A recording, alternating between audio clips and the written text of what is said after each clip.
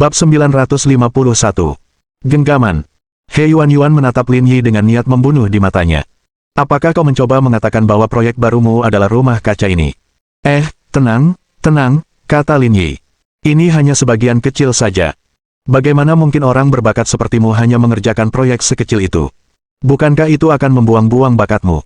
Mendengar ini, ekspresi He Yuan membaik drastis. Apa saja proyek lainnya? Ayo. Aku akan membawamu ke sana untuk melihatnya. Mereka berdua berjalan keluar dari rumah kaca. Lin Yi menunjuk ke kolam ikan di depan mereka dan berkata, "Kolam ikan itu juga milikku. Aku juga sudah memasukkannya ke dalam proyek ini. Aku serahkan pengelolaannya padamu. Seharusnya kamu senang aku pakai sepatu flat hari ini. Kalau tidak, aku pasti sudah menginjak-injakmu sampai mati." Wakil Presiden He, jangan terlalu gelisah. Kamu dan Lao Gao belum menikah.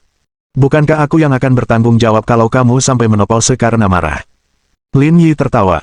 Sebenarnya, aku memberitahumu begitu banyak untuk menguji temperamenmu. Aku khawatir kamu tidak akan mampu melakukan pekerjaan ini.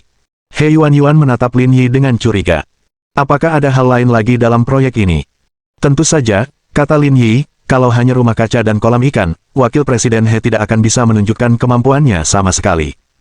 Jadi, inti dari proyek ini adalah real estate. Properti, tanya He Yuan. Kalau memang ada proyek real estate, kamu harus minta kakak perempuanku yang mengerjakannya. Kakakmu sedang sibuk. Aku menginvestasikan lebih dari 2 miliar yuan untuk proyek di Yangcheng. Kalau dia mengerjakan proyek lain, dia tidak akan bisa membantuku mencairkan dananya. Proyek ini punya tenggat waktu yang cukup ketat. Kita harus bergegas. Ekspresi He Yuan tampak jauh lebih baik setelah mendengar ini. Proyek spesifiknya apa? Kamu beli tanah di desa atau di kota? Dari desa. He Yuan melihat sekeliling. Kita terlalu jauh dari kota.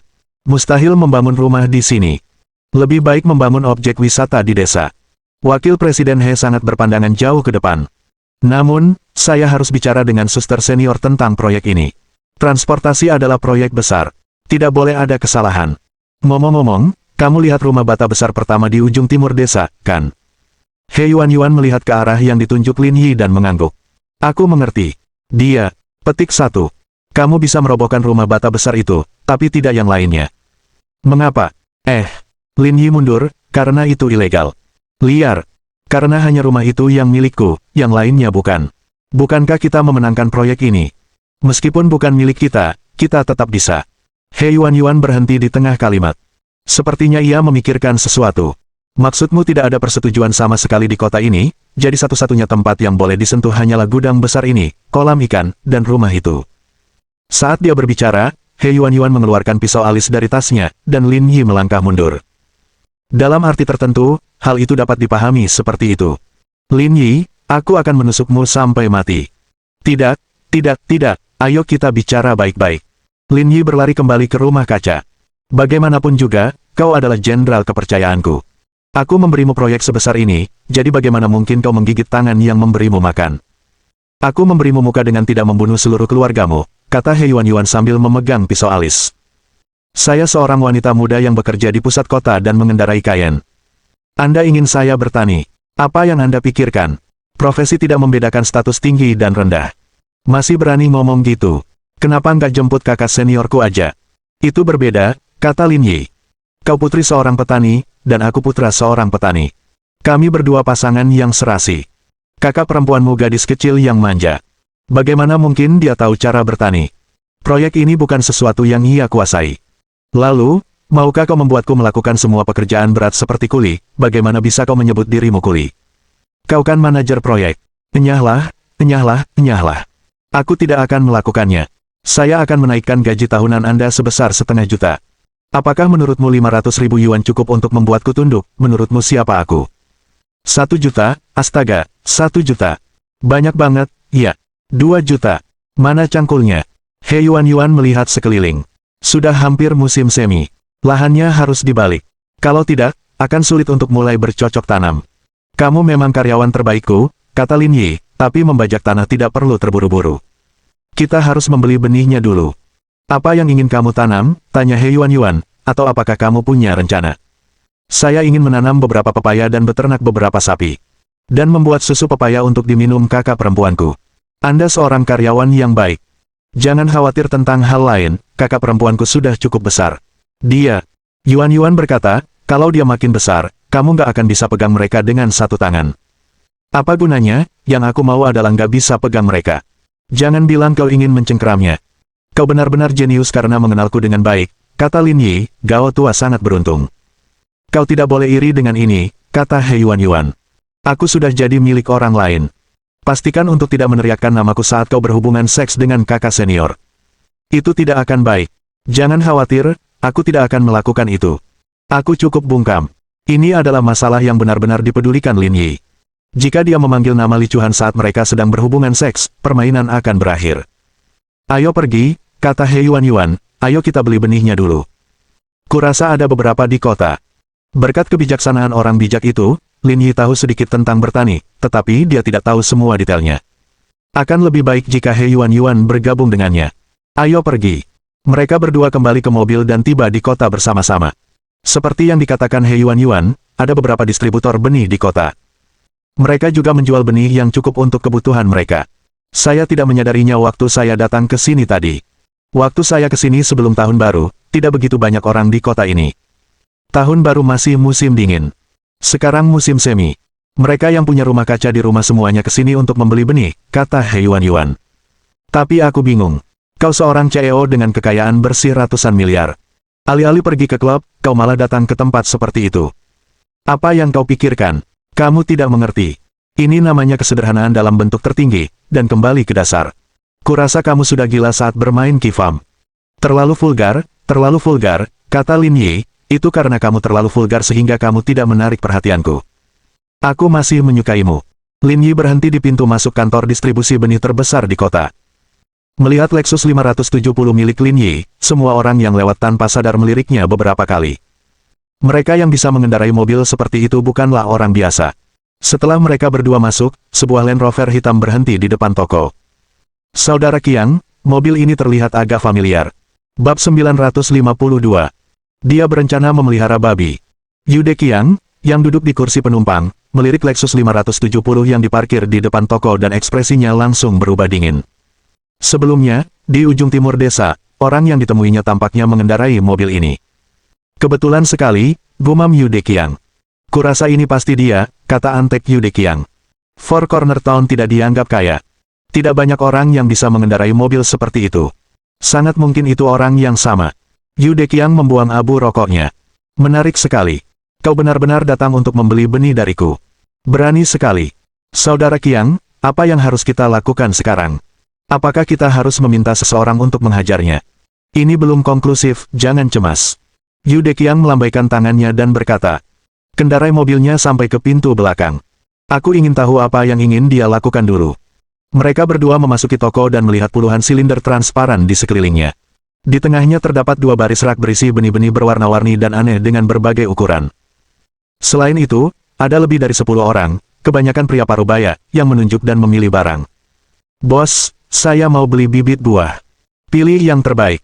Kita punya banyak uang, teriak He Yuan. Sialan, jangan mencolok, kata Lin Yi. Aku di sini untuk membeli benih, jadi kenapa kau berpura-pura? Kami di sini untuk menghabiskan uang. Bagaimana bisa kau bilang kami pamer? Tapi lihatlah cara penduduk desa ini memandang kita. Seolah-olah mereka sedang memandang orang bodoh. Mereka hanya iri, kata He Yuan, jangan pedulikan pendapat orang lain. Jalani saja hidupmu yang sebenarnya. Aku akan menjauh darimu. Jangan libatkan aku. Saat itu, pramuniaga itu berjalan mendekat. Mata He Yuan berbinar. Bos, lihat, pemuda ini cukup tampan. Sebelum Lin Yi bisa mengatakan apapun, He Yuan menghampirinya. Adik kecil, kami ingin membeli beberapa biji buah. Saya berusia 19 tahun. Dia Yuan. Anak muda, di mana rasa hormatmu? Ahem, Kami mau beli benih, jadi rekomendasikan saja ke kami. He Yuan berkata, saya menginginkan yang terbaik. Varietas apa yang kamu inginkan? Pepaya, semangka, persik, ceri, nanas, pisang. Apapun yang tersedia. Namun ada beberapa hal yang tidak cocok ditanam di sini. Kalau begitu, berikanlah kami apapun yang pantas. Berikanlah kami segalanya. Meskipun kedua orang ini jelas-jelas amatir, asisten toko itu tidak mengatakan apa-apa. Siapa peduli mereka mengerti atau tidak. Menghasilkan uang adalah kenyataan pahit. Berdasarkan situasi di Zonghai, ada lebih dari 10 buah yang cocok ditanam di sini. Berapa banyak benih yang Anda butuhkan? He Yuan menghitung. Rumah kaca itu relatif besar, sekitar 1000 meter persegi. Rumah kaca itu memang bisa menampung banyak tanaman. 2 kati untuk masing-masing tanaman, tapi 10 kati untuk masing-masing pohon sakura. Tunggu sebentar, saya akan menghitung harganya. Oke. Petugas kembali ke konter dan mulai memeriksa inventaris dan harga. Namun, pada saat itu, seorang pria parubaya berjalan mendekatinya. Wu kecil, kemarilah sebentar. Ada apa, manajer? Saya punya pelanggan di sini. Saya akan ke sana setelah selesai. Kita bicarakan itu nanti. Bos ingin bicara denganmu. Aku datang sekarang. Petugas dipanggil ke lantai 2, ke kantor paling dalam. Yu Deqiang sedang bermalas-malasan di kursi sambil memegang rokok di tangannya, persis seperti orang kaya di zaman dulu. Saudara Qiang, apakah Anda mencari saya? Asisten toko itu mengangguk dan membungkuk. Ada apa dengan pria dan wanita di sana? Mereka kesini untuk membeli benih, kata asisten toko laki-laki itu. Tapi kalau dipikir-pikir, mereka sepertinya tidak tahu apa-apa. Mereka hanya tahu cara membeli secara membabi buta. Apa yang mereka beli? Mereka ingin membeli beberapa bibit buah dan pohon buah. Mereka bahkan bilang ingin membeli yang terbaik. Lalu jual beberapa yang palsu. Gandakan harganya dan beritahu mereka bahwa ini benih terbaik. Ah, penjual laki-laki itu tertegun. Apakah ini akan berhasil? Benih palsu tidak akan menghasilkan apa-apa. Nanti kalau sudah waktunya, mereka akan datang mencari kita. Mencari kita? Bisakah dia menemukan kita? Yu Deqiang mendengus dingin. Kalau sudah waktunya, serahkan tanggung jawabnya kepada mereka. Merekalah yang tidak tahu cara menanam apapun. Oke, Saudara Qiang. Oke, silahkan. Setelah asisten toko pergi, Antek Yu Deqiang berkata, Saudara Qiang, dia sudah menghajar kita terakhir kali. Kita harus memberinya pelajaran apapun yang terjadi. Ini terlalu mudah bagi mereka. Saya memutuskan untuk tidak melakukannya, kata Yu Deqiang. Anak itu jago berkelahi. Kalau kita tidak menemukan 10 atau 20 orang, kita pasti tidak akan bisa mengalahkannya. Ini bahkan belum tanggal 15, dan seluruh negeri sedang siaga tinggi. Kita pasti akan ditangkap karena mengumpulkan massa untuk berkelahi. Jadi sekarang, kita tidak boleh bertindak berlebihan. Kalau begitu, sebaiknya kita tidak menyentuhnya sekarang. Yu Deqiang mengangguk. Dari kelihatannya, mereka seharusnya tinggal di sini untuk waktu yang lama, akan ada banyak kesempatan untuk menghadapi mereka, tidak perlu terburu-buru. Di lantai pertama kantor penjualan, asisten toko pria berjalan mendekati Lin. Tuan, Nyonya, ini daftarnya, totalnya 9.820 setelah dibulatkan ke bawah. 9.800. Petik 2. Hah, mahal banget. He Yuan belum pernah bertani sebelumnya, tetapi ia selalu mendengar orang tuanya membicarakan hal-hal ini sejak kecil. Oleh karena itu, ia terpengaruh oleh mereka dan tahu sedikit tentang hal ini. Menurutnya, 5.000 yuan sudah cukup untuk membeli semua barang ini. Sekarang, tagihannya sudah hampir 10.000 yuan. Bukankah tadi kamu bilang kamu ingin benih terbaik? Makanya aku pilih benih impor. Wajar saja, harganya mahal. Baiklah, kita tidak kekurangan uang kok. He Yuan mengangkat kepalanya. Bayar. Lin Yi mengerutkan bibirnya. He Yuan benar-benar pandai pamer. Akulah yang menghabiskan uangnya. Kenapa kau harus berpura-pura? Segera, Lin Yi membayar dan He Yuan berkata. Dengan semua barang yang sudah kita beli, kita seharusnya bisa mengantarkannya sampai depan pintu rumah kita, kan? Ya, saya bisa. Berikan saya alamat dan informasi kontak Anda. He Yuan mengangguk dan meninggalkan alamat dan informasi kontak Lin Yi sebelum pergi. Kring. Dalam perjalanan pulang, He Yuan menerima telepon dari Gao Zongyuan. Itu bukan apa-apa. Itu hanya interaksi sehari-hari antar pasangan. Ketika dia mengetahui bahwa He Yuan telah diseret ke desa kebahagiaan oleh Lin Yi, dia pun berteriak-teriak untuk datang dan meminta Lin Yi membuatkan angsa rebus untuknya. Lin Yi tidak menolak. Hari sudah siang, jadi dia langsung mulai memasak. Dengan itu, akan bisa makan dalam waktu setengah jam. Kebetulan, setelah Gao Zongyuan selesai menelepon, Ji Qingyan juga menelepon. Dia juga ingin mengunjungi Lin Yi. Oleh karena itu, Lin Yi menelepon Gao Zongyuan dan memintanya untuk menjemput Ji Qingyan. Mereka berdua pun datang bersama. Bos, apakah kamu ingin hidup menyendiri? He Yuan berkata, kamu benar-benar memilih tempat yang begitu terpencil. Itulah yang disebut memahami alam dan memiliki perspektif yang lebih luas. Anda tidak akan mengerti. Ini pertama kalinya saya mendengar bahwa bertani berkaitan dengan perspektif yang lebih luas, kata He Yuan. Kakak ipar saya punya perspektif yang luas, tapi saya belum pernah melihatnya terjun ke dunia pertanian. Dia memang tidak bertani, tapi dia berencana untuk beternak babi. Bab 953. Benih bermasalah. Beternak babi. Dia akan segera datang. Tanya saja kalau kamu tidak percaya. Tidak perlu bertanya. Dengan kepribadian kakak perempuanku, dia mungkin memang melakukan hal seperti itu. He Yuan berkata, kamu harus pergi dan memasak. Aku sudah lapar. Jika Gao tuamu ingin makan angsa rebus dalam panci besi, aku akan menyediakan keterampilan dan panci besi, dan kau akan menyediakan angsanya. Aku bukan dari desa ini. Kamu mau aku pergi kemana? Cari tahu sendiri. Ini tidak sulit bagi He Yuan. Angsa adalah barang yang dimiliki semua orang. Mereka hanya perlu membeli satu. He Yuan berdiri dan berjalan ke dinding halaman. Ia berkata kepada wanita parubaya di halaman sebelah.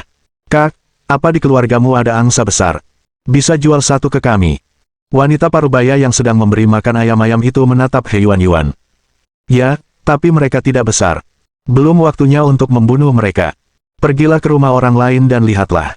Tidak apa-apa. Daging yang lebih kecil itu enak. Berapa kalau ditambah satu lagi? Wanita parubaya itu tersenyum.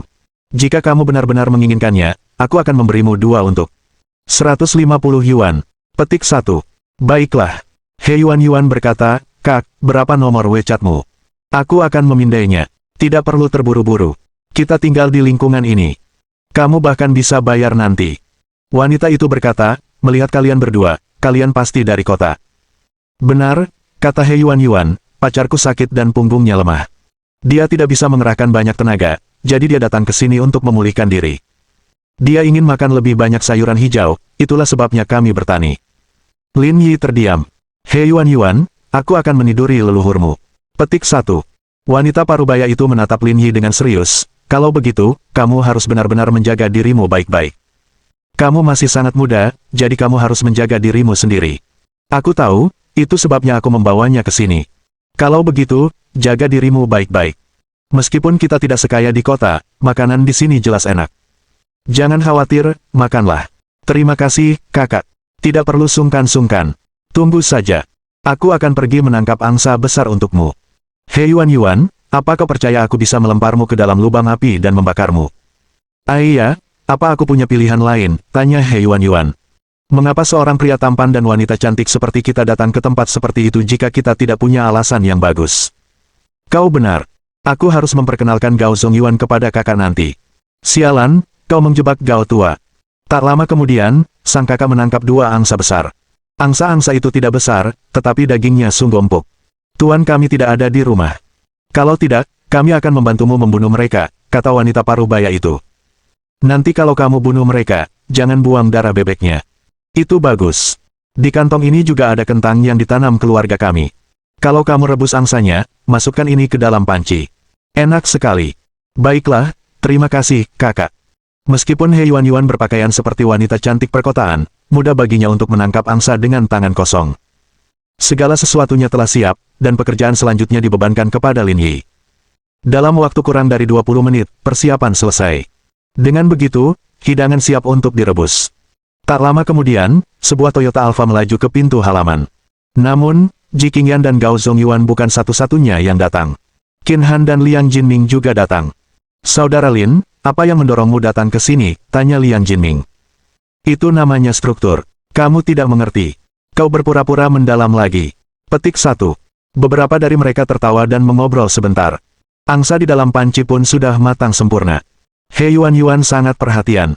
Ia mengirimkan sepiring makanan kepada tetangganya, mempererat persahabatan antar tetangga. Lin Yi, apakah kamu membelikanku anak babi? Tanya Ji Qingyan saat mereka makan. Kakak senior, kamu benar-benar ingin beternak babi? Tanya He Yuan kaget. Dengan kehadiran orang luar, Ji Qingyan sedikit malu untuk mengangkat topik seperti itu. Menurutku mereka cukup lucu. Kebetulan aku sudah punya syaratnya sekarang, jadi aku ingin memelihara satu. Ji Qingyan melanjutkan, aku bahkan sudah membeli kandang dan rantainya. Mereka akan dikirimkan besok. Petik 2. Yah, aku tidak masalah beternak babi, tapi pernahkah kau melihat orang beternak babi di kandang? He Yuan mengeluh, kau harus membuat kandang babi. Ya, aku tahu, tapi terlalu merepotkan, jadi aku membawa kandangnya. He Yuan menatap Lin Yi tanpa daya. Sulit baginya memiliki pacar seperti itu. Berderak. Saat mereka sedang membahas kesulitan beternak babi, mereka mendengar suara rem dari luar halaman. Ternyata itu adalah truk besar yang membawa banyak bibit pohon. Saya rasa benih dan bibit yang kami pesan pagi ini sudah sampai, ujarnya. Kata Yuan Yuan. Barang Anda sudah dikirim. Ayo ambil barangnya, teriak sopir dari luar. Baiklah, jawab He Yuan Yuan. Semua orang berdiri dan bersiap membantu membawa barang-barang tersebut. Kenapa pohon-pohon muda ini begitu gundul? Tanya Ji Qingyan. Bukankah semuanya sudah mati? Aku juga merasakan hal yang sama. Rasanya seperti semuanya sudah mati, kata Liang Jinming. Tidak bisakah kau punya akal sehat? Begitulah cara pohon buah tumbuh. Dia, kata Yuan Yuan. Aneh rasanya jika bibit pohon itu berbuah. Baru pada saat itulah He Yuan Yuan menyadari bahwa orang-orang dari kota sebenarnya kurang memiliki pengetahuan tentang pedesaan. Setelah memindahkan barang-barang yang mereka beli ke halaman, Qin Han dan yang lainnya tidak terlalu memperhatikannya dan terus makan dan minum. Namun, Ji Qingyan begitu penasaran dengan hal-hal tersebut hingga dia bahkan tidak mau makan lagi. Yuan Yuan, benih apa ini? Ada semangka, melon, stroberi, dan lainnya. Semuanya tumbuh di pohon. Singkatnya, saya membeli beberapa buah biasa. Saat dia menjelaskan situasinya kepada Ji Qingyan, He Yuan Yuan menyadari ada sesuatu yang tidak beres. Benih ini berbeda dari benih yang dia pesan. Masing-masing dari mereka sangat keriput, persis seperti kerutan di wajah wanita tua. Mereka sama sekali tidak bulat. Ada apa? Tanya Ji Qingyan. Saya merasa ada yang salah dengan benih-benih ini, kata He Yuan Yuan. Apakah ada masalah? Mendengar ini, Lin Yi berbalik dan bertanya, ada apa? Benih-benih ini agak kering. Kelihatannya tidak bagus. Mungkinkah kita ditipu? Tanya Ji Qingyan. Entahlah. Waktu kecil aku juga jarang bertani, tapi aku merasa ada yang salah dengan benih-benih ini. Kamu nggak kenal kakak perempuan tetangga sebelah. Bisakah kamu minta dia untuk lihat? Ji Qingyan bertanya. He Yuan Yuan mengangguk dan membawa tas itu ke dinding. Kakak. Mendengar sapaan He Yuan Yuan, wanita parubaya itu berjalan keluar. Ada apa? Wanita parubaya itu bergegas mendekat dan bertanya. Kami baru saja membeli beberapa benih dan bibit pohon buah. Sepertinya ada masalah dengan mereka. Bisakah Anda membantu kami memeriksanya? Sini, biar kulihat. Wanita parubaya itu mengambil segenggam dan melihatnya terlebih dahulu. Lalu, ia menciumnya dan berkata, kau terlalu rakus menawar, ya. Bab 954. Cukup akting, giliranku. Aku tidak memanfaatkanmu, kata He Yuan Yuan. Kami semua memilih yang paling mahal. Semua ini harganya hampir 10.000 yuan. Apa? Kita menghabiskan hampir 10.000 yuan. Tetangganya tak bisa duduk diam lagi. Saya rasa barang-barang ini nilainya tak lebih dari 100 yuan. Saya kira tidak demikian. Petik 1. Semua ini barang cacat. Sekalipun ditanam di ladang, mereka mungkin tidak bertunas dan berbuah. Sekalipun menghasilkan sesuatu, mereka mungkin tidak bisa dimakan. Karena itu, mereka tidak berguna dan hanya membuang-buang energi, jadi mereka tidak bernilai banyak, kata tetangga itu. Nanti kalau beli benih, jangan beli online. Itu semua bohong. Kamu bahkan bisa lihat-lihat di toko dan pilih sendiri. Kurasa pohon buah yang kamu beli mungkin kualitasnya jelek. Kalau bisa dikembalikan, ya sudahlah. Kami tidak beli online, kata He Yuan Yuan. Bukankah ada perusahaan distribusi benih berkepala dua di kota ini? Kami membelinya di sana pagi ini. Kalian beli sesuatu dari Double Hair. Ekspresi tetangganya tidak terlalu bagus. Barang-barang yang mereka jual bagus. Secara logika, seharusnya tidak mungkin. Ada apa dengan mereka yang menjual barang cacat seperti itu? Wanita parubaya itu bergumam, gadis kecil, anak muda, tunggu sebentar. Keluarga Sun di halaman depan menanam pohon buah. Mereka tahu tentang ini. Aku akan membantumu bertanya kepada mereka. Aku tidak ingin menimbulkan kesalahpahaman lagi. Terima kasih, kakak. Wanita parubaya itu pergi dengan segenggam biji-bijian. He Yuan Yuan dan yang lainnya pun tak tinggal diam. Mereka mengambil beberapa gambar dan berencana menghubungi koneksi mereka untuk informasi lebih lanjut demi berjaga-jaga. Sekitar 20 menit kemudian, kedua belah pihak mencapai suatu kesimpulan. Karena mereka mengatakan ada yang salah dengan benih ini, benih tersebut pasti palsu. Aneh sekali bagaimana ini bisa terjadi. Kita semua penduduk lokal yang tinggal di sini, jadi bagaimana mereka bisa menjual barang palsu? Ayo kita pergi dan bertanya, kata Lin Yi. Baiklah, ayo kita pergi dan bertanya, kata He Yuan Yuan. Sialan, dia benar-benar menjual produk cacat padaku. Aku harus bicara dengannya tentang ini. Yuan Yuan, tenanglah. Gao Zongyuan menghiburnya. Ini hanya masalah kecil. Tidak perlu marah. Ini terutama karena aku pergi menjemput mereka langsung. Sekarang setelah kejadian seperti ini, bukankah ini tamparan keras bagiku? Ini masalah kecil. Aku akan mengurusnya. Liang Jinming menyalakan sebatang rokok dengan santai. Ini benar-benar menarik. Orang-orang ini berbohong kepada saudara Linku. Jika berita ini menyebar ke Zonghai, bukankah orang-orang akan menertawakanmu? Ayo kita pergi dan melihat, kata Qin Han. Coba saya lihat siapa yang hebat bisa melakukan ini. Anak muda, kalau kamu pergi, kamu harus sopan. Bicaralah dengan jelas kepada mereka dan jangan melawan mereka. Mereka menjual barang palsu. Apa kita harus bersikap baik kepada mereka, kata Liang Jinming. Aku tahu kau benar di sini, tapi bos Double Hair tidak punya reputasi baik di kota ini. Kau dari kota, jadi aku khawatir kau akan menderita. Liang Jinming tertawa. Kalau kamu bilang begitu, kami tidak akan takut. Aku suka berurusan dengan orang-orang sok penting seperti ini. Mereka berenam mengambil benih itu dan masuk ke mobil Lin Yi bersama-sama. Mereka berkendara ke area pemasaran untuk mencari Double Hair.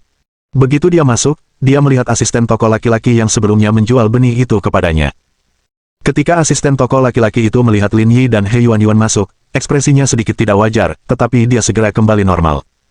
Mau tambah stok benih? Kami punya berbagai macam benih di gudang.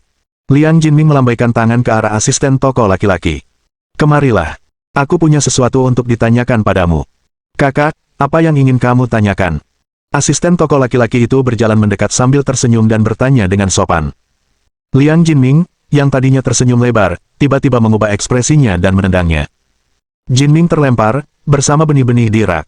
Kau benar-benar hebat. Kau benar-benar menjual benih palsu kepada saudara Linku. Apa kau pikir hidupmu terlalu nyaman, atau kau pikir kami tidak berani berurusan denganmu? Perubahan mendadak itu mengejutkan semua orang di toko. Mereka menyerang begitu tiba. Apakah orang-orang ini datang untuk membuat masalah? Tapi, ini toko Yu Deqiang. Dia preman terkenal di kota ini. Kalau mereka datang ke sini untuk bikin onar, bukankah mereka minta dihajar? Lagi pula, kota empat sudut itu tidak sebesar itu. Yu Deqiang pun tak lama lagi akan mendengarnya. Kalau dia tahu, dia pasti akan menyuruh seseorang untuk mengurus mereka. Tak satu pun dari mereka akan bisa lolos. Saya tidak menjual benih palsu. Asisten toko laki-laki itu tahu bahwa dia salah dan tidak berani berteriak keras. Lalu apakah kau pikir kami tidak punya hal lain yang lebih penting untuk dilakukan selain mencarimu? Liang Jinming melemparkan benih itu ke asisten toko laki-laki. Menurutmu aku punya sifat pemarah? Aku tidak tahu apa yang terjadi. Mungkin aku salah ambil saat meninggalkan gudang. Aku akan mengurusnya untukmu sekarang. Jangan macam-macam denganku. Panggil bosmu. Kalau kau tidak memberiku penjelasan tentang masalah hari ini, aku akan meratakan tempatmu besok. Apa yang kau lakukan? Beraninya kau memukulnya. Mana sopan santunmu? Orang yang berbicara itu berjalan menuruni tangga dan membantu asisten toko pria itu naik. Ia berdiri di depan Liang Jinming dan menghadapinya. Kau bosnya? Liang Jinming mengangkat alisnya dan bertanya. Saya manajer di sini. Kamu bisa bicara dengan saya kalau butuh sesuatu. Karena kamu manajernya, kamu seharusnya mulai bicara. Bukankah seharusnya kamu memberi kami penjelasan tentang penjualan benih palsu? Benih palsu? Siapa bilang kami menjual benih palsu? Tanya manajer itu polos. Toko kami sudah beroperasi di Four Corner Town selama 5-6 tahun. Kami belum pernah menjual satu pun benih palsu. Apa kalian di sini untuk mencari masalah? Apa kau menggertakkan gigimu denganku? Bagaimana mungkin kau tidak tahu detail masalah ini? Saya benar-benar tidak tahu apapun tentang ini, kata manajer itu tanpa rasa takut. Saya hanya tahu bahwa kami berbisnis dengan jujur di sini. Kami tidak pernah melakukan kesalahan apapun. Di sisi lain, kalian memukul staf saya begitu masuk. Apa kalian dari toko lain yang mau cari masalah? Liang Jinming menjentikkan abu rokoknya. Kau boleh bilang apa saja. Pokoknya, kalau kau tidak memberiku penjelasan, aku akan hancurkan tokomu. Setelah itu, Liang Jinming menendang rak di sampingnya dan menaburkan benih di tanah. Suasana menjadi kacau dan tak terkendali.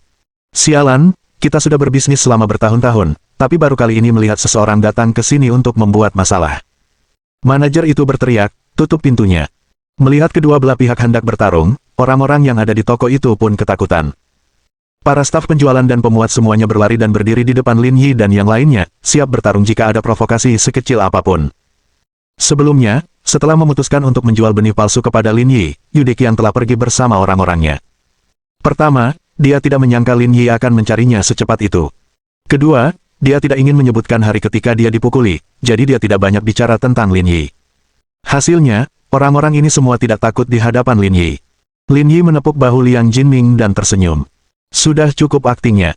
Sekarang giliranku untuk bertindak. Bab 955. Tur 1 hari ke kantor polisi. Lin Yi melangkah maju dan menatap manajer itu. Sebenarnya, aku tidak terlalu marah karena kau menjual barang palsu. Aku tahu kita terlihat seperti anak orang kaya yang mudah ditipu. Aku bisa mengerti itu untuk mendapatkan lebih banyak uang, tapi aku sudah datang mencarimu, tapi kau masih saja bertingkah seperti ini. Ini agak keterlaluan. Manajer pria itu melirik Lin Yi. Jangan memfitnah kami. Kami tidak pernah menjual barang palsu. Kalaupun ada yang salah dengan barangnya, itu karena kamu menukarnya saat kembali. Jadi, tidak ada ruang untuk negosiasi. Tentu saja tidak. Kita sudah lama di Four Corner Town. Apa menurutmu kita mudah diganggu? Tanya manajer pria itu. Tapi dalam bisnis, kedamaian adalah faktor terpenting. Kami tidak ingin berdebat denganmu tentang ini. Selama kamu mengganti kerugian kami 2 kali lipat dan meminta maaf kepada semua orang di depan gerbang kami, aku tidak akan melanjutkan masalah ini. Kalau tidak, kami tidak akan membiarkanmu pergi. He Yuan menarik 2 kursi dan duduk di samping Ji Qingyan. Dalam hati, ia berpikir, kalian harus bersikap setenang mungkin untuk saat ini. Kalian tidak akan mendapat kesempatan lagi di masa depan. Petik 1. Bagaimana jika aku tidak setuju denganmu, kata Lin Yi. Manajer pria itu mengangkat bahu, memancarkan aura seorang penjahat. Kalau begitu, mari kita selesaikan ini dengan tinju kita. Aku tidak mau bicara omong kosong lagi. Setelah itu, manajer pria itu melambaikan tangannya. Hajar mereka. Merasa segala sesuatunya akan segera dimulai, He Yuan menarik Ji Qingyan ke samping. Lin Yi juga segera bergegas. Dia menghampiri orang pertama yang bergegas menghampirinya dan menendangnya. Yang terakhir tertendang menjauh, sementara yang lain yang berdiri di samping juga terkejut. Saat orang-orang itu linglung, Lin Yi menyerang lagi. Dalam waktu kurang dari 3 menit, ia menjatuhkan mereka semua ke tanah. Tak satu pun dari mereka yang bisa berdiri. Melihat orang itu mengerang di tanah, manajer laki-laki itu ketakutan. Orang-orang ini semuanya adalah buruh pelabuhan di toko. Masing-masing dari mereka lebih kuat dari yang lain, tetapi mereka malah dikalahkan oleh satu orang ini. Orang-orang yang berdiri di luar toko juga terkejut dengan keterampilan Lin Yi. Mereka semua adalah orang-orang yang tinggal di kota itu dan mengetahui lebih banyak tentang orang-orang di pusat distribusi benih Double Hair. Orang-orang ini tidak mudah dihadapi. Mereka tidak menyangka akan bertemu orang-orang yang lebih kejam lagi hari ini. Mencicit, mencicit, mencicit. Tepat saat penduduk kota sedang berdiskusi di antara mereka tiba-tiba mendengar suara rem. Mereka melihat sebuah Land Rover dan 2 mobil polisi lainnya berhenti di depan toko. Kemudian, mereka melihat Yu Deqiang berjalan memasuki toko dengan beberapa orang berseragam. Apa yang kau lakukan? Apa kau membuat masalah di tokoku? Mendengar seseorang berbicara, Lin Yi dan yang lainnya berbalik.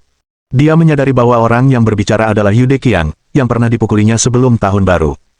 Penampilannya membuat Lin Yi mengerti segalanya. Dia mungkin sudah tahu bahwa dia dan He Yuan datang untuk membeli benih, jadi dia sengaja memainkan trik ini. Namun, ada juga beberapa orang berseragam di belakangnya. Alhasil, masalah ini menjadi lebih menarik. Saudara Qiang, akhirnya kau sampai juga, teriak manajer pria itu.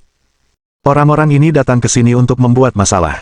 Mereka menuduh kami menjual benih palsu, merusak toko kami, dan bahkan menyerang orang-orang. Kalau kalian datang lebih lambat, kami pasti sudah dipukuli sampai mati. Yu Deqiang menatap Lin Yi dan pura-pura tidak mengenalnya. Kak, apa maksudmu? Semua yang dijual di toko kami asli. Apa hakmu mengatakan aku menjual barang palsu? Saudara Qiang, saya menduga dia orang dari toko lain. Dia menukar semua barang yang kita jual dan sengaja menggunakan barang palsu ini untuk memfitnah kita. Orang seperti ini benar-benar keterlaluan. Aku sudah menduganya, jadi aku menelepon polisi. Kita harus menanganinya dengan serius. Mereka sudah bertindak terlalu jauh. Pada saat ini, Zhou Aimin berjalan menuju Lin Yi. Saya Zhou Aimin, kepala kantor polisi Four Corner. Kalian yang memukul mereka, kan? Kembalilah ke kantor polisi bersama saya dulu. Lin Yi dan yang lainnya saling berpandangan, dan Qin Han hampir tertawa terbahak-bahak. Aku kesini cuma mau makan semangkuk angsa rebus dan harus ke kantor polisi. Rugi banget, haha. Anggap saja ini sebagai pengalaman hidup, kata Liang Jinning sambil tertawa. Saya belum pernah berada di kantor polisi seumur hidup saya. Kalian semua, seriuslah. Jangan tertawa di sini. Kalau tidak, aku akan mencatat kejahatan kalian, kata Zhou Aimin. Baiklah, baiklah, baiklah. Ayo tangkap kami, kata Gao Zongyuan tanpa rasa takut. Zhou Aimin tidak tergerak. Dia menatap Lin Yi dan berkata, 570 di luar sana itu milikmu, kan? Itu milikku, kata Lin Yi. Apakah kamu mengendarainya ke sini? Benar sekali. Kalau ada yang mau disampaikan, sampaikan sekaligus. Jangan tanya satu per satu. Zhou Aimin tidak mempermasalahkannya. Malah, ia mendekati Lin Yi. Kamu bau alkohol. Kamu tahu itu termasuk mengemudi dalam keadaan mabuk. Jadi itu yang ingin kau tanyakan. Lin Yi tersenyum. Kalau kau mau menuntutku karena mengemudi dalam keadaan mabuk, katakan saja. Kebajikan terbesarku adalah kejujuran. Aku pasti akan mengakuinya. Jangan bercanda lagi. Sekarang buktinya sudah meyakinkan, percuma saja kalau kau menyangkalnya. Zhou Aimin memandang yang lain. Dan kalian yang sedikit, ikut aku. Kalian benar-benar melanggar hukum. Lin Yi memandang Qin Han dan yang lainnya. Ayo pergi, saudara-saudara. Ayo kita lihat. Ayo pergi. Qin Han dan yang lainnya berjalan keluar sambil tertawa, tidak panik sama sekali. Zhou Aimin melirik Yu Deqiang. Meskipun Anda korban, Anda harus ikut bersama kami untuk memberikan pernyataan. Baiklah, baiklah, baiklah. Kami pasti akan bekerja sama setelah kejadian seperti ini, kata Yu Deqiang. Orang-orang ini terlalu melanggar hukum. Kalian harus memberi kami keadilan. Jangan khawatir, kami akan menanganinya tanpa pandang bulu. Tentu saja, kami tidak akan membiarkanmu menderita. Terima kasih. Dengan itu, Yu Deqiang juga berjalan keluar dan masuk ke Land Rover miliknya. Kakak senior, duduklah bersamaku. Ayo kita selfie, kata He Yuan. Ini pertama kalinya kita naik mobil polisi. Kita harus berfoto. Emosi Ji Qingyan juga sangat stabil. Siapapun dari keenam orang di dalam mobil itu mampu menyelesaikan masalah ini. Jadi, tidak ada yang perlu dikhawatirkan. Semuanya tergantung pada bagaimana Lin Yi ingin menangani masalah ini. Apakah mode cantiknya aktif? Sudah dimulai. Petik 1. Ji Qingyan berbalik dan mengambil foto yang indah bersama He Yuan. Kenapa kakiku terlihat gemuk di foto? Edit dulu sebelum posting. Zhou Aimin melirik Ji Qingyan dan He Yuan melalui kaca spion. Mereka jelas-jelas gadis-gadis yang naif dan tidak tahu apa-apa. Mereka sudah masuk ke mobil polisi dan masih ingin bersuah foto. Anda akan lihat apa yang terjadi saat kita sampai di stasiun. Kota itu tidak besar, dan mereka tiba di kantor polisi dalam beberapa menit. Setelah He Yuan selesai mengedit foto, dia mengunggahnya di WeChat Moments miliknya. Perjalanan 1 hari ke kantor polisi. Bab 956. Aku sudah sekolah, kau tidak bisa berbohong padaku. Ketika mereka tiba di kantor polisi, mereka dibawa ke ruang interogasi. Zhou Aimin berkata kepada Lin Yi dan yang lainnya. Katakan padaku, apa sebenarnya yang terjadi? Kalian belum tahu apa yang terjadi. Mereka menjual benih palsu kepada kami. Kami hanya ingin mencari keadilan. Omong kosong.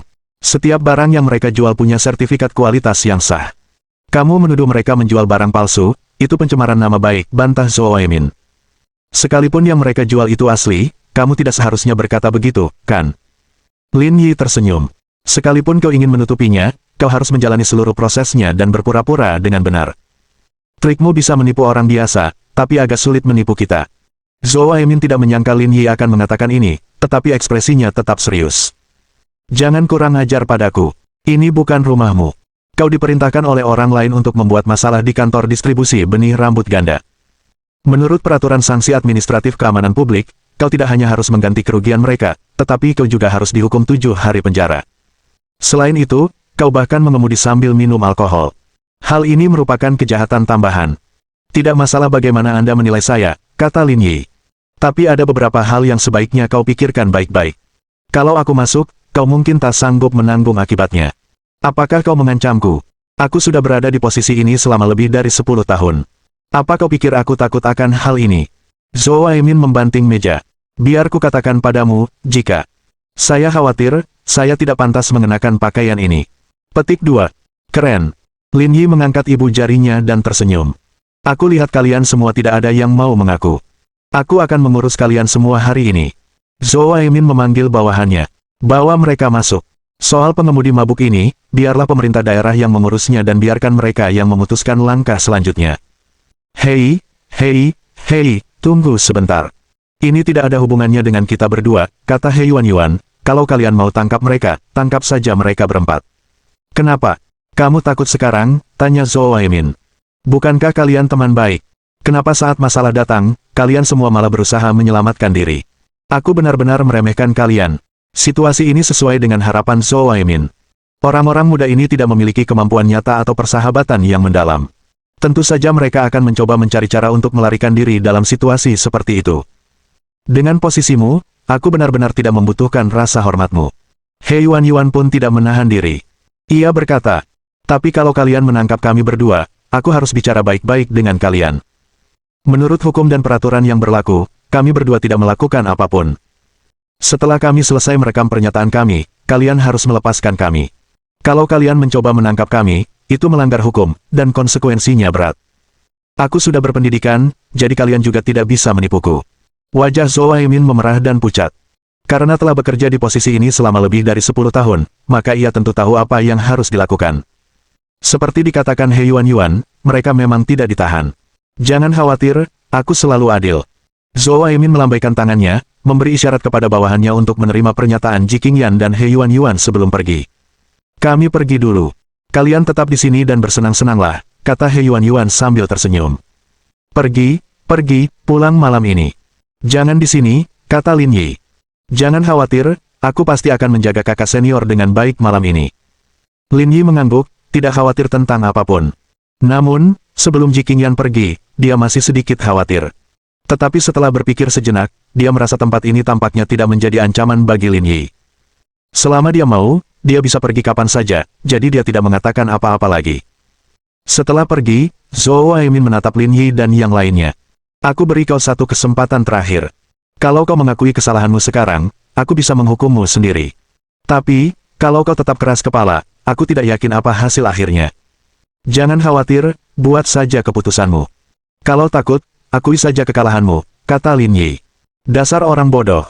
Hari ini, aku akan menunjukkan betapa hebatnya aku, Zhou Aimin, teriak Zhou Aimin. Bawa mereka pergi dan kurung mereka di penjara daerah. Ini karena kota tidak memiliki hak untuk merinci mereka. Jika mereka bertemu penjahat, mereka harus dikirim ke kabupaten. Lin Yi dan yang lainnya dibawa ke dalam mobil dan dikirim ke penjara daerah untuk dikurung. Pada saat ini, Yu Deqiang berjalan mendekati Zhou Aimin. Saudara Zhou, apakah mereka mengaku? Mereka sangat arogan. Kalau tidak, saya tidak akan mengirim mereka ke penjara daerah, kata Zhou Aimin. Tapi ini juga bagus. Biarkan mereka merasakan penderitaan. Lagi pula, salah satu dari mereka bahkan minum dan mengemudi. Setelah dihukum, dia bahkan tidak akan bisa menangis. Saudara Zhou, kau memang yang terbaik. Kalau aku jadi kamu, aku pasti tidak akan sanggup menghadapi mereka. Tapi anak itu jago banget berkelahi.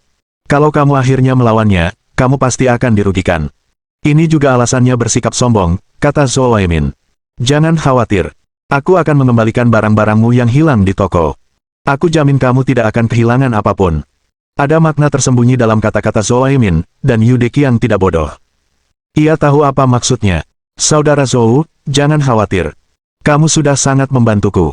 Aku pasti tidak akan membiarkanmu bekerja tanpa imbalan, kata Yu Deqiang. Lalu, Saudara Zhou, bagaimana pengaruhmu di penjara daerah, kenapa kamu bertanya begitu? Sejujurnya, aku pernah menderita di tangannya sebelumnya.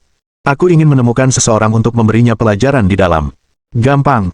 Aku kenal orang-orang di penjara daerah, tapi kau perlu membuat beberapa pengaturan. Kau tahu maksudku. Jangan khawatir, semua orang akan dibayar. Bagaimanapun, uangnya berasal dari domba. Mereka yang akan membayarnya. Zhou Aimin melihat arlojinya. Sudah waktunya. Apa kau tidak ingin mencari seseorang untuk memberinya pelajaran? Ikutlah ke penjara daerah bersamaku. Aku akan membantumu mengaturnya. Tentu saja. Setelah mengambil keputusan, mereka berdua masuk ke mobil dan melaju menuju penjara daerah. Pada saat ini, keduanya amat bahagia. Dia telah banyak membantu Yu Deqiang. Dia pasti akan mengungkapkan rasa terima kasihnya di masa depan. Mengenai biaya yang dikeluarkan, ia tidak perlu khawatir karena pasti akan memuaskannya. Namun, perhitungan Yu Deqiang bahkan lebih ambisius. Sekarang setelah dia menangkapnya, itu bisa dianggap sebagai balas dendam atas kejadian sebelumnya.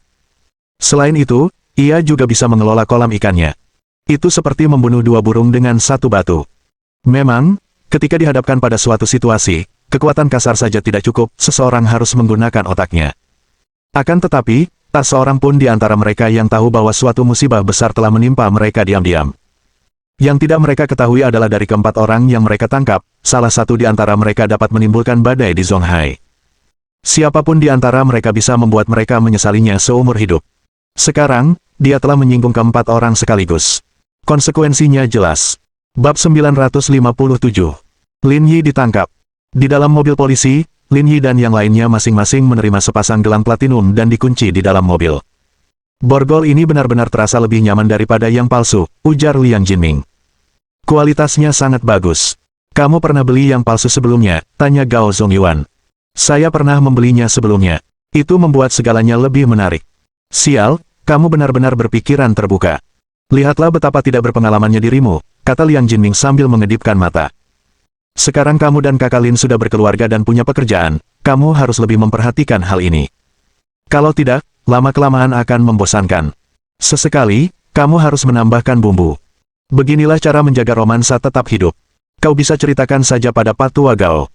Patua Lin bisa tidur dengan orang yang berbeda setiap hari sepanjang tahun, jadi semuanya selalu baru baginya, kata Qin Han. Sialan, kau mencemarkan nama baikku. Aku orang baik.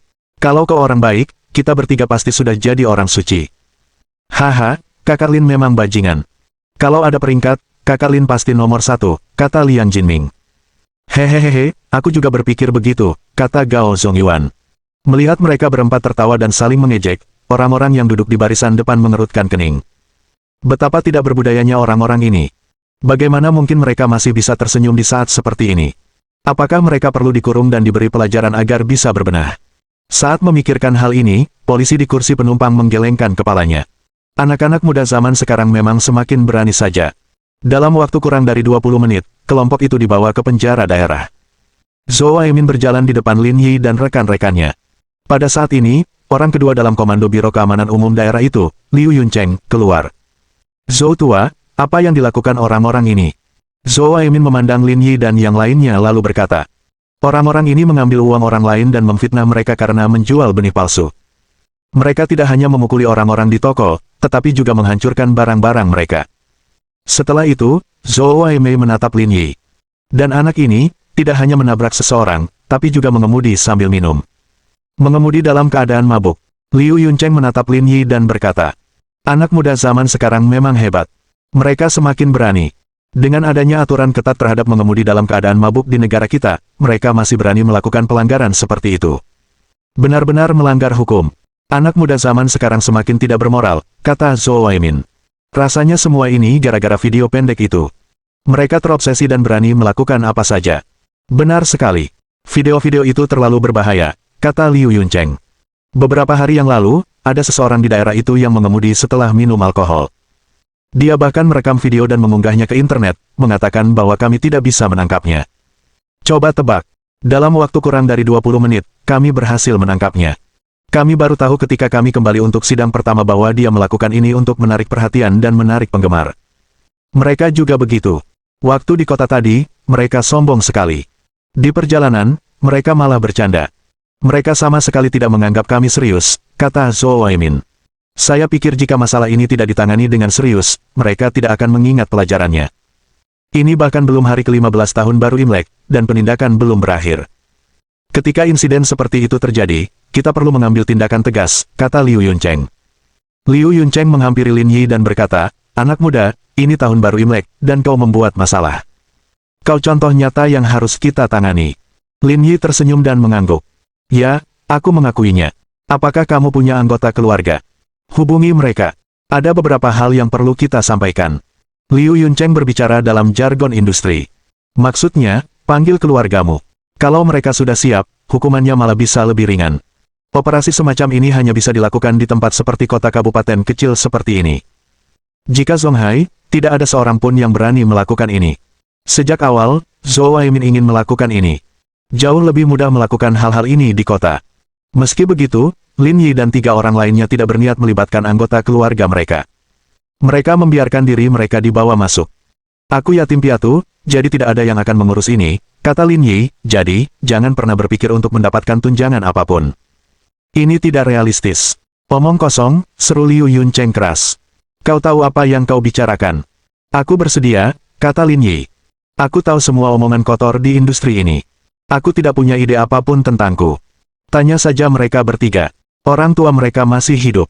Kurasa mereka bisa memberimu banyak hal. Anda bukan saja seorang pengemudi mabuk, tetapi Anda juga mengucapkan omong kosong di sini.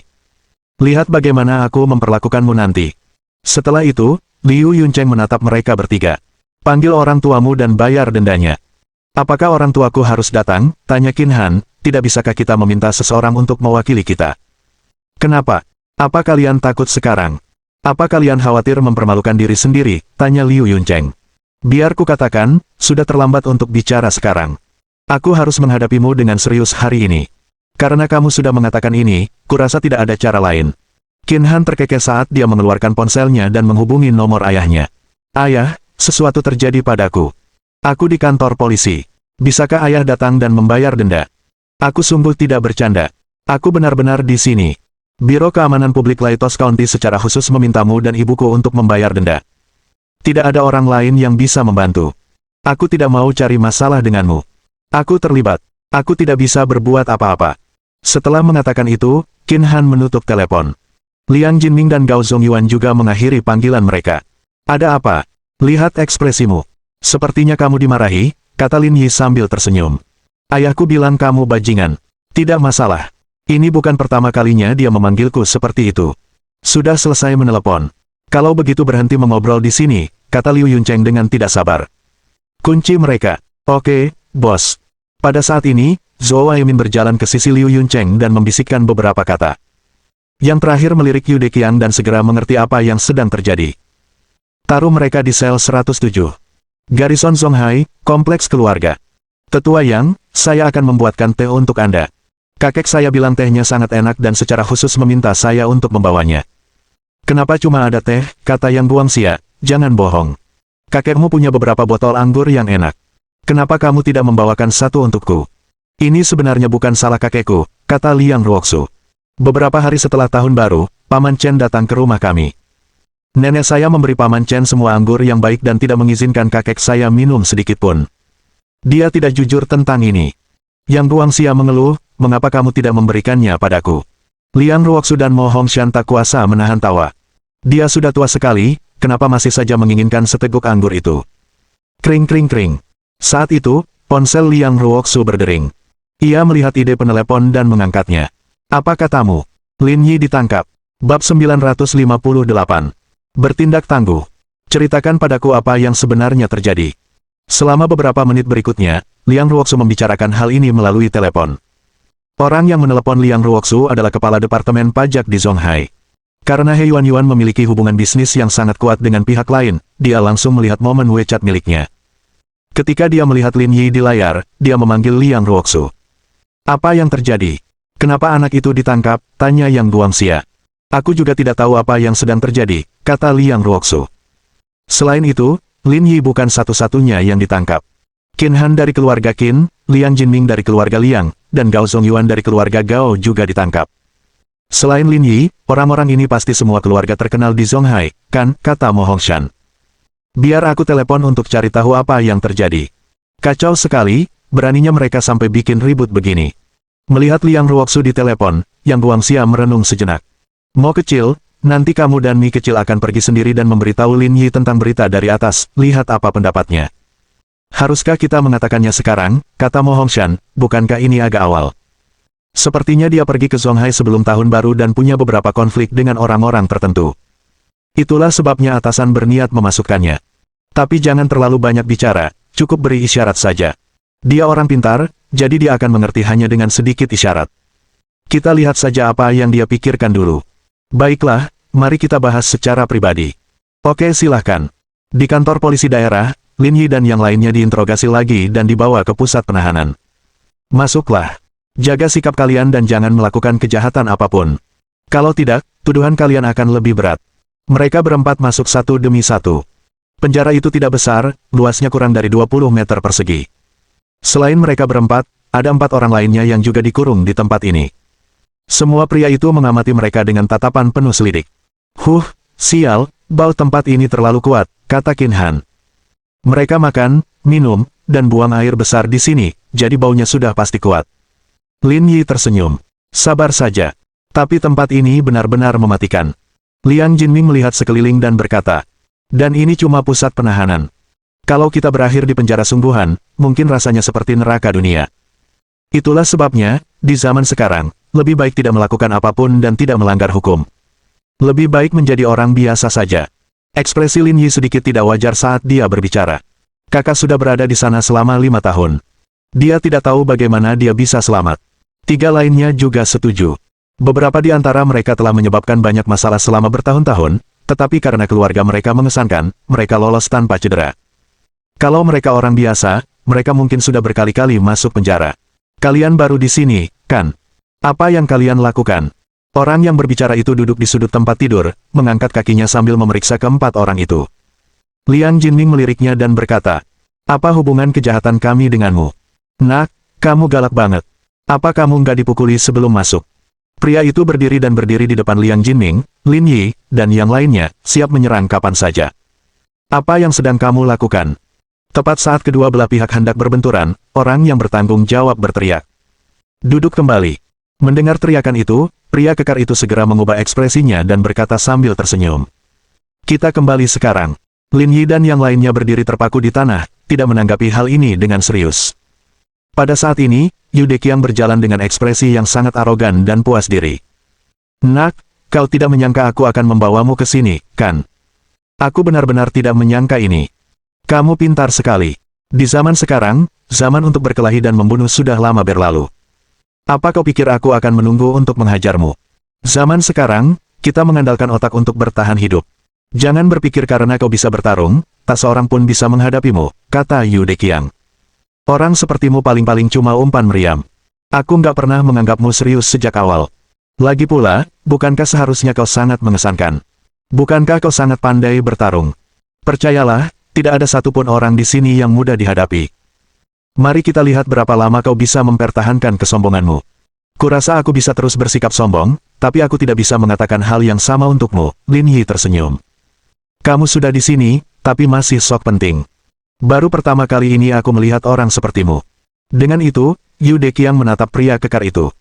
"Kau pasti Sun Ronghai, orang yang memukuli seseorang hingga pingsan, kan?" Sun Ronghai menatap Yu Deqiang. "Kau kenal aku. Aku sudah dengar tentang situasimu. Kamu cukup terampil, jadi aku bawakan beberapa batang rokok untuk meredakan rasa laparmu saat kamu butuh sesuatu." Ekspresi Sun Ronghai sedikit berubah ketika dia melihat 4 bungkus rokok Zonghua yang dikeluarkan Yu Deqiang. Ini barang berharga di tempat ini, dan lebih berguna daripada uang. Kalau dia punya 4 bungkus rokok ini, dia pasti punya cukup rokok untuk merokok sebentar. "Apakah kamu ingin aku melakukan sesuatu untukmu?" Meskipun Sun Ronghai adalah seorang petani, dia tidak bodoh. Dia tahu bahwa rokok tersebut tidak akan diberikan kepadanya tanpa alasan. "Anak berjaket itu. Aku tidak suka dia. Bantu aku memberinya pelajaran dan keempat bungkusan ini akan jadi milikmu. Jangan bercanda. Kau pikir aku bisa melawan hanya karena kau mau? Kalau sipir tahu, aku akan mendapat masalah besar. Jangan khawatir, aku sudah mengatur semuanya. Tidak akan ada yang datang selama setengah jam ke depan. Lakukan saja sesukamu." Mendengar ini, mata Sun Ronghai berbinar. "Ini pekerjaan yang bisa kulakukan. Berikan aku rokoknya." Yu Deqiang tidak ragu-ragu dan melemparkan rokok itu. Sun Ronghai memegangnya di tangannya dan memandanginya seolah-olah ia telah mendapatkan harta karun. Kemudian, ia meletakkannya di bawah bantal, takut direbut. "Saudaraku, bisakah kau memasukkan kami? Beri kami 2 saja. Kami pasti akan memberi mereka pelajaran untukmu," kata orang di ruangan sebelah. "Tidak perlu melakukan itu," kata Yu Deqiang. "Sebelum ke sini, aku sudah bertanya tentang Sun Ronghai di sel 107. Dia pemimpin di sini, dan seharusnya dia sudah cukup. Tapi jangan khawatir, nanti aku akan memberikan kalian masing-masing 2 paket. Kalau ada kesempatan, aku akan meminta kalian untuk mengurus mereka lagi." "Haha, tidak masalah." Setelah mengatakan itu, Yu Deqiang menatap Sun Ronghai. "Kurasa sudah waktunya. Mari kita mulai sekarang." Sun Ronghai mengangguk, lalu menepuk-nepuk debu di tubuhnya dan menatap Lin Yi. "Awalnya aku ingin kalian tetap di sini lebih lama, tapi mereka sudah menemukan jalan mereka kepadaku. Mau bagaimana lagi? Siapa yang akan dipukuli duluan?" Bab 959. Bos besar tiba. "Saudara Lin, orang ini tampaknya cukup mengesankan," kata Liang Jinming. "Benar. Rupanya dia memukul orang itu hingga menjadi sayur," kata Gao Zongyuan. "Kalian benar-benar menunjukkan sisi asli kalian. Jangan beritahu orang lain kalau kalian kenal aku lagi nanti. Tapi kita belum pernah melihat seperti apa rupa manusia sayur. Aku akan menunjukkannya padamu hari ini." Dengan itu, Lin Yi berjalan menuju Sun Ronghai dan menendangnya. Sun Ronghai tidak dapat bereaksi tepat waktu dan dijatuhkan ke tanah oleh Lin Yi. Dia mencoba berdiri lagi, tetapi dadanya sakit seperti api. Lin Yi berjongkok, memegang kepalanya, dan membantingnya ke tanah. Yang terakhir menjerit memilukan. Kepalanya berlumuran darah dan ia pingsan di tempat. Lin Yi mengangguk puas. Lihat. Saat dia bangun, dia akan berada dalam kondisi vegetatif. Seketika, suasana hening. Mereka menatap Sun Ronghai yang berlumuran darah dan pingsan. Semua orang, termasuk Yu Deqiang, hampir mengompol. Orang ini terlalu kejam. Mungkinkah dia seorang pembunuh? Lin Yi menatap ketiga orang yang tersisa. Kalian masih mau bertarung? Mau gegar otak atau pingsan? Kita tidak mau semua ini. Kalau begitu, bersihkan toiletnya untukku. Oke, kita berhasil. Lin Yi berbalik dan menatap Yu Deqiang yang ketakutan. Orang yang kamu pekerjakan benar-benar tidak bagus. Lin Yi tersenyum. Saya sarankan kamu segera membeli tiket pesawat dan meninggalkan negara ini. Kalau tidak, hidupmu akan segera berakhir. Yu Deqiang tanpa sadar mundur beberapa langkah meskipun ada pintu besi di antara mereka, dia masih merasa dalam bahaya. Kau benar-benar berani memukuli para tahanan di sini. Percayalah, ini kejahatan tambahan. Setelah itu, Yu Deqiang buru-buru lari. Dia tidak berani berdiri di dekat Lin Yi lagi. Liang Jinming terdiam sambil menggaruk telinganya. Di saat seperti ini, kenapa orang-orang bodoh ini masih memperlakukan kita seperti orang biasa? IQ macam apa ini? Saya tidak pernah menyangka bahwa saya akan dibawa ke tempat seperti ini suatu hari nanti. Baiklah, karena kita sudah di sini, ayo kita ikuti saja alurnya. Kata Gao Zongyuan, aku melihat setumpuk kartu poker tersembunyi di samping tempat tidur. Ayo kita ke sana dan bermain. Ayo pergi. Pada saat yang sama, Yu Deqiang sudah berlari ke kantor Liu Yuncheng. Pada saat ini, Liu Yuncheng dan Zhou Weimin sedang minum teh di kantor. Ketika dia melihat Yu Deqiang masuk, dia bertanya dengan rasa ingin tahu. Kau kembali secepat ini. Kau tidak membuatnya lumpuh, kan? Tanya Zhou Weimin. Zhou, sesuatu terjadi pada saudara Zhou, kata Yu Deqiang dengan panik. Sun Ronghai itu tidak hanya tidak memukul Lin Yi, tapi Lin Yi bahkan membuatnya pingsan. Ada darah di mana-mana. Kita bahkan tidak tahu apakah dia hidup atau mati. Mendengar berita ini, keduanya tidak bisa tetap tenang. Aku kenal orang yang bernama Sun Hairong. Dia cukup terampil, tapi dia benar-benar dipukuli. Kita telah meremehkan kemampuan Lin Yi. Dia sungguh luar biasa. Cepat periksa, lalu bawa dia ke rumah sakit. Kalau kau terlambat, siapa tahu apa yang akan terjadi. Ayo kita lihat. Mereka berdua pun takut terjadi apa-apa, maka tak seorang pun berani menunda lagi dan bergegas keluar. Namun, saat mereka bertiga meninggalkan kantor, Liu Yuncheng melihat bawahannya bergegas dan berkata dengan panik. Sepertinya ada sesuatu yang terjadi. Ada beberapa Rolls-Royce dan Bentley terparkir di luar, menghalangi jalan masuk kita. Hah! Ada apa ini? Kenapa semua mobil bagus ini menghalangi jalan kita? Aku juga tidak tahu. Apa mereka ke sini untuk melakukan sesuatu? Ada sesuatu yang terjadi di penjara. Pergi bereskan dulu. Aku akan pergi memeriksa pintu masuk. Oke. Di pintu masuk utama, ayah Qin Han, Qin Zhengqing, keluar dari mobil terlebih dahulu. Kemudian, ayah Liang Qiming, Liang Zhendong, dan ayah Gao Zongyuan, Gao Qinmian, juga keluar dari mobil mereka. Gao Zongyuan mengungkapkan bahwa mereka ditangkap bersama. Setelah itu, dia menghubungi Qin Zhengqing dan Liang Zhendong, lalu bergegas ke sini bersama-sama. Anak-anak nakal ini benar-benar membuatku khawatir. Ini tahun baru dan mereka benar-benar dibawa ke sini, kata Qin Zhengqing. Benar. Aku sedang bermain kartu ketika dia meneleponku dengan terburu-buru. Orang yang berbicara adalah Liang Zhendong. Ia tidak tinggi, hanya sekitar 1,7 meter. Ia agak gemuk, dan penampilannya biasa saja. Namun, temperamennya sangat menonjol, memancarkan aura kekayaan. Yang terpenting, orang-orang di sini benar-benar tidak masuk akal. Mereka memaksa kami datang langsung. Orang yang berbicara adalah ayah Gao Zongyuan, Gao Qinqian. Ia yang paling tinggi di antara mereka bertiga. Wajahnya agak gelap dan ada kerutan di sudut matanya.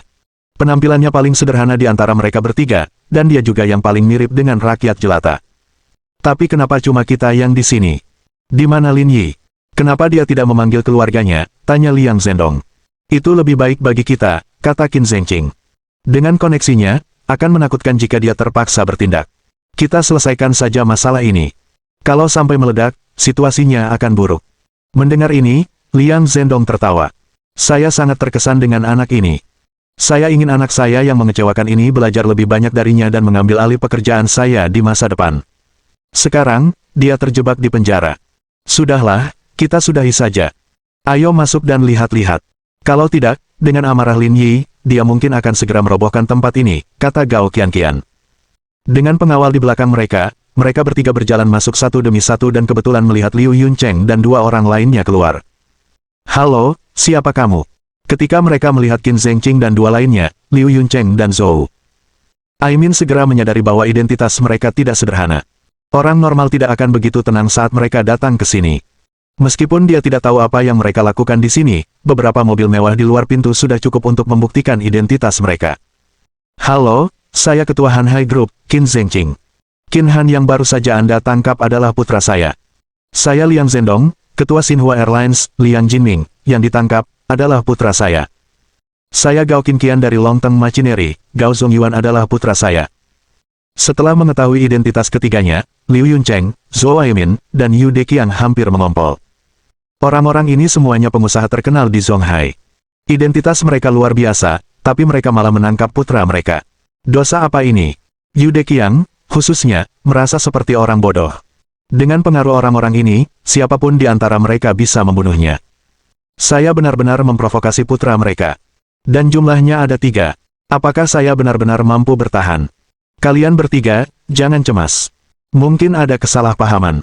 Aku akan mengantar kalian ke sana sekarang. Mereka baik-baik saja dan sedang beristirahat dengan baik. Tidak apa-apa. Kamu boleh menilai masalah ini sesukamu. Kami bukan orang yang tidak masuk akal, kata Qin Zhengqing dengan tenang. Bab 960. Jajaran mewah. Qin Zhengqing sangat cerdas, dia tahu betul bahwa jika dia datang ke sini, pihak lain pasti akan melepaskan putranya. Oleh karena itu, dia masih harus mengucapkan beberapa kata sopan. Kau terlalu sopan. Ini salah kami. Kami akan melepaskannya sekarang, kata Liu Yuncheng sambil tersenyum. Kami harus merepotkan Anda untuk melakukan ini. Mereka bertiga tidak mengatakan apa-apa lagi. Meskipun ada api di hati mereka, mereka tetap harus memperhatikan reputasi mereka saat berbisnis. Oleh karena itu, mereka tidak ingin mempermasalahkannya. Jika tidak, berita itu akan menjadi berita utama besok. Pikiran mereka sangat sederhana. Mereka ingin menyelesaikan masalah ini sesegera mungkin. Kalau tidak, jika Lin Yi frustrasi, itu akan seperti bom nuklir yang meledak. Tidak ada yang bisa mengendalikannya. Ayah, kau sudah di sini, kata Qin Han ketika mereka tiba di sel 107 pusat penahanan. Mengapa tanah berlumuran darah? Tanya Qin Zhengqing. Baru saja, ada yang bersikap arogan dan mengancam akan memukuli Patua Lin hingga koma. Itulah sebabnya dia berakhir seperti ini. Qin Zhengqing dan 2 orang lainnya saling bertukar pandang.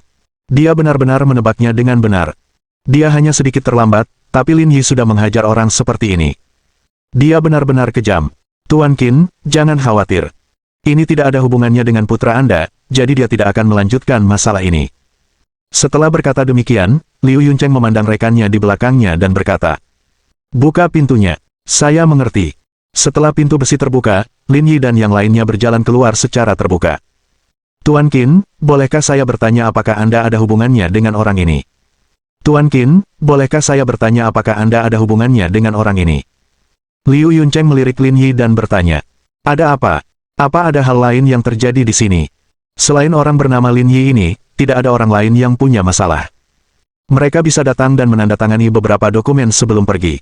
Liu Yuncheng menatap Lin Yi dan berkata, namun, pria ini mengemudi dalam keadaan mabuk. Saya sudah melaporkannya. Jika saya melepaskannya sekarang, masalah ini akan agak sulit ditangani. Ya. Kita tidak bisa melepaskannya, kata Yu Deqiang panik. Dia tahu jika dia membiarkan Lin Yi keluar, dia pasti akan mati. Dia bahkan tidak akan punya kesempatan untuk melarikan diri. Benar sekali, kita jelas tidak bisa membiarkannya pergi. Orang lain di pusat penahanan mengatakan, jika Anda bisa melepaskan pengemudi mabuk, Anda harus melepaskan kami. Kamu tidak adil. Bukankah mereka bilang kamu melayani rakyat? Kurasa kamu hanya melayani orang kaya. Dia tidak hanya minum dan mengemudi, tetapi juga melukai seseorang. Kita harus meminta pertanggungjawabannya. Mendengar teriakan narapidana lainnya, Liu Yuncheng tampak sedikit gelisah. Tuan Qin, lihat ini. Ekspresi Qin Zhengqing tampak tidak senang. Dia sudah bicara terlalu banyak. Jika orang ini masih tidak tahu harus berbuat apa, maka dia akan segera menemui ajalnya. Karena kamu tidak mau melepaskanku, aku akan masuk dan tinggal. Lin Yi tersenyum. Aku bisa menjauh dari urusannya, tapi perlu kuingatkan kau, lebih baik kau lepaskan dia juga. Kalau tidak, Liu Yuncheng. Sebelum Qin Zhengqing bisa selesai berbicara, dia mendengar suara tegas datang dari belakangnya. Semua orang menoleh untuk melihat bahwa orang yang telah datang tidak lain adalah kepala suku, Fang Shaoxue. Selain Fang Shaoxue, ada 3 orang lainnya bersamanya. Yang satu mengenakan seragam, yang lain mengenakan pakaian militer, dan yang ketiga mengenakan setelan wanita. Perhatian Liu Yuncheng tertuju pada kedua pria itu. Orang yang mengenakan seragam itu memiliki tanda pangkat seorang inspektur polisi di pundaknya. Hanya ada 1 orang di seluruh Zonghai yang memenuhi syarat untuk mengenakan lambang bahu seperti itu. Orang lainnya, mengenakan pakaian militer, memiliki 2 bintang di tanda pangkatnya. Seorang letnan kolonel. Saat memikirkan hal ini, Liu Yuncheng tidak berani lagi menatap wanita yang berdiri di samping mereka. Fakta bahwa ia mampu berdiri berdampingan dengan kedua orang ini sambil menyeimbangkan aura mereka berarti status dan identitasnya pastilah penting. Setidaknya, ia bukanlah seseorang yang bisa dibandingkan dengannya. Pada saat ini, bukan hanya Liu Yuncheng dan yang lainnya yang tercengang. Qin Zhengqing dan dua orang lainnya juga cukup terkejut. Tidak hanya Chen Bingqiang dan Liang Ruoxu yang ada di sini, tetapi seseorang dari militer juga ada di sini. Bukankah koneksi Lin Yi agak terlalu menakutkan? Apakah perlu melakukan perjalanan pribadi untuk masalah sekecil itu? Fang Shaoxue mengumpat dan berjalan ke arah Lin Yi dengan sopan. Tuan Lin, saya sungguh minta maaf. Ini salah paham.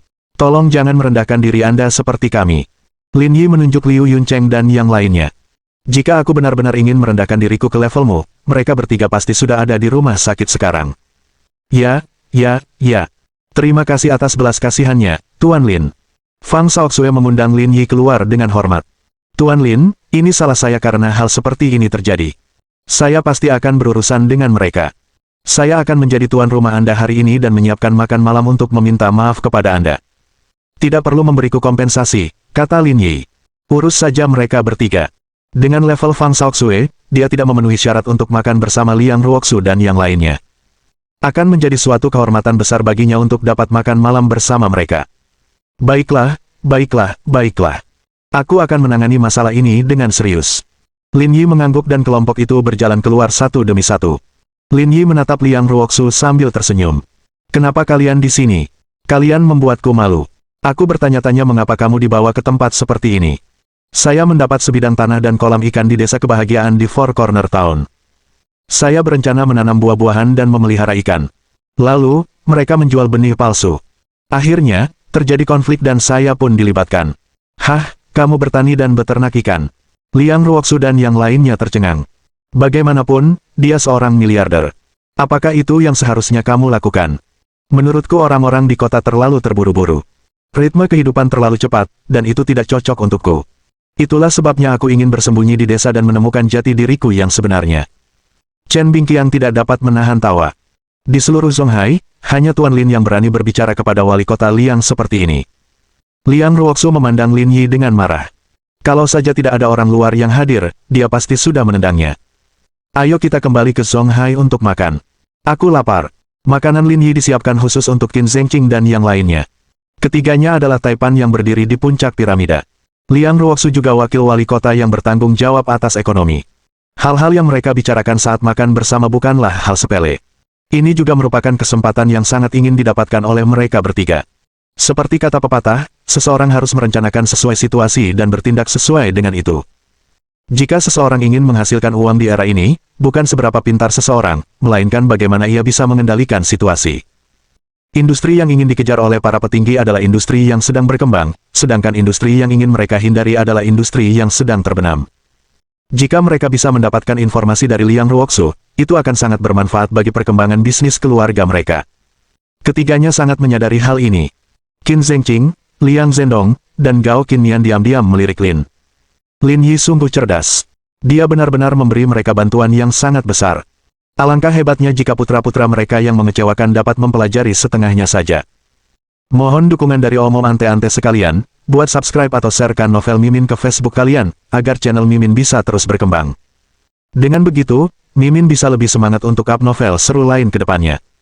Buat teman-teman yang sudah subscribe dan sharekan novel Mimin, Mimin ucapkan terima kasih sebanyak-banyaknya.